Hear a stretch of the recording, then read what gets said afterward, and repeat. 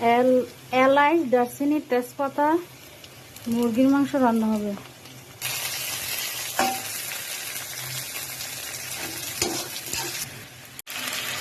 রসুন, মুরগির মাংসে রসুন দিতে হবে বেশি, 2 টেবিল চামচ। মরিচ, জিরা, ধনিয়া, হলুদ, পানি দিয়ে কষিয়ে নেব। মশলা কষানো হয়ে গেছে,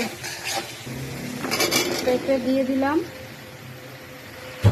এখন কষাতে থাকবো, 20 মিনিট কষাবো। একটু পর পর নেড়ে দিতে হবে। পেঁপে কিছুক্ষণ কষিয়ে ফেলেছি, এখন মাংস দিয়ে দেবো।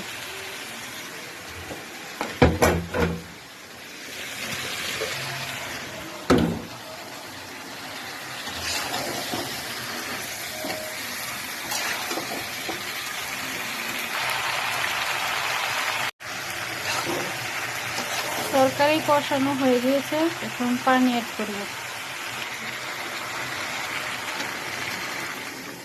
পরিমাণ মতো পানি দিয়ে দিলাম।